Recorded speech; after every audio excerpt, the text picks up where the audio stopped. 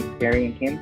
And so next question, what's your profit per shoe criteria? So what level you're comfortable with when you're buying when you source shoes? For most shoes, we require our shoppers to get at least 50% ROI at the time of purchase and a $12 net minimum.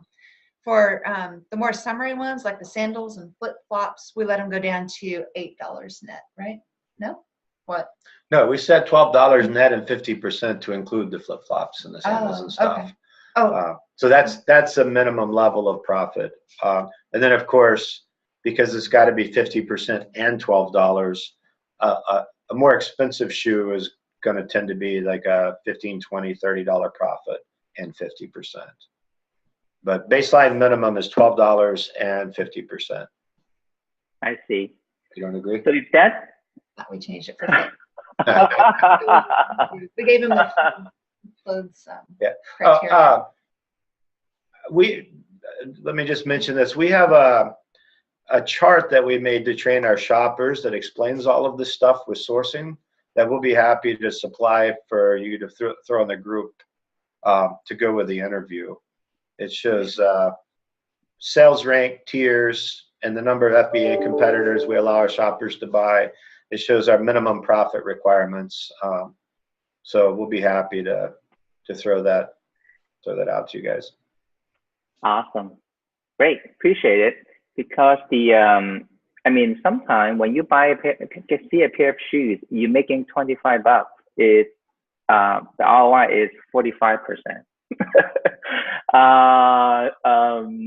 In that case, So we let our shoppers, we say break one of our rules, right? Okay. So if the ROI is very close to 50 and the profit is good and the competition is good, then they can still buy it. I see. Okay. So that's the rules at first until they understand them, and then when they understand the rules, then they have they can make judgment calls outside that box. Okay. Cool. All right. So next question is: are you selling a lot of the same several shoes, or are you more spread out, different shoes that may or may not be replenishable? So you mentioned that already. You go wide and not deep. Any additional thoughts for this question? So as we've moved into buying at outlets, we built our shoe business at Marshall's primarily starting out. And so we're dealing with a dynamic market with slower turns, and then Marshall's tends to distribute inventory broadly. So that's why we developed the rule of 2 to 3 per size and color. Now we're starting to see our shoppers specialize at the outlets a little bit. We're starting to lean on their judgment. They can go a little deeper for something that's moving well if it's still on sale. Because I think that the outlet sales and styles tend to be a little more regional depending on the brand. I just found out that one of our shoppers bought 30 of a size. It's a good deal. I couldn't pass it up. That's great. And so this is a question regarding how people buy, how deep in so many sizes, so many colors. And so based on what you already shared with us, the key thing is what your competition, right? And then how many variations. Doesn't have to be a hot brand like Nike. So the key thing is to move the shoe fast. And so the more the money can come back faster. So this is great. So question number 6, and how many shoes on average are you sending out a day to FBA if you're not doing FBM? So I guess it's because you sell so many shoes a month. That's why I think it prompted the question, right? People just curious. How many? Will your package fill up the entire UPS truck, or share with us a little bit? What happened? Yeah, well, I estimated we're probably shipping about 200 pairs of shoes a day, roughly. it kind of ebbs and flows. We send 20 to 30, 24 by 24 by 24 boxes every day. So we mostly fill up our UPS truck. Exactly. Yeah, but we have built our company on the idea of not buying more than we can ship. So the reason we can ship 200 pairs a day right now, or is the reason we source 200 pairs a day is because we can ship them. It's very important for cash flow for new sellers, especially, and intermediate sellers, to make sure you're buying at the same rate you can ship if you're doing your own prep. Otherwise, you're going to have thousands of dollars sitting in wherever you prep, and it's not doing a thing to make you any money. Exactly. So let's run the number a little bit. 200 pair a day if you work 5 days, right? So it's 20 days a month. So the number is equal to 4,000 pairs going in. So if you're going in a cycle of selling and buying, so a month you can kind of, you have to chunk out like 3,000 to 4,000 pairs a month, right? And then you just keep doing the thing. So keep the wheel going. Okay, so that's a huge number. So so this is something probably people never get into, consider how fast can I ship it out, and how frequent should I prep, and how many should I buy at one time. If I have the budget $2,000 today, should I spread it out into multiple days by multiple times, and so I catch all the good deal? So in that sense, does your shopper, or in general, the sourcing is like happening on daily basis, or you have a specific day during the week to do the shopping? Shopping happens all the time. Our shoppers prefer not to work on Monday the weekend. through Friday, yeah, they don't like working on the weekend because there's just too many crowds. I see. They find good sales Monday through Friday, every day of the week. Right. Mm-hmm. And I know some people who do it differently. I know some RA shoppers who go to the outlets Friday to Monday because that's when the sales are. But we have two big outlets side by side, and where we are in between Dallas and Houston and Mexico, they're just inundated with shop. You can't get parking on the weekends. So we shop Monday through Friday just because it's easier.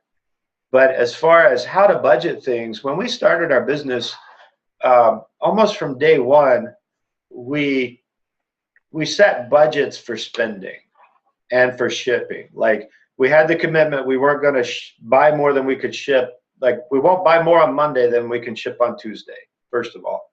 And then we knew what our ROI was estimated based on the first few months of selling.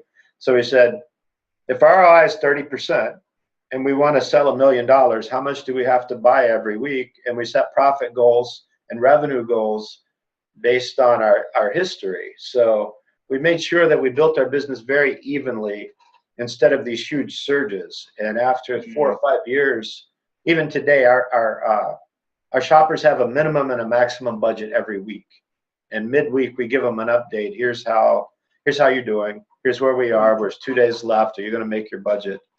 And that's really helped Kim. Kim is our CFO. It's really stabilized cash flow and her ability to plan and stuff, right?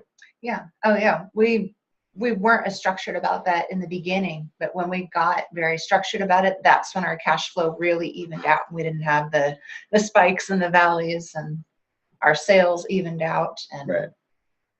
Yeah, back-end management is so important because as entrepreneurs, we just love the idea of buying stuff and selling and making sure, just think that selling more will have more profit.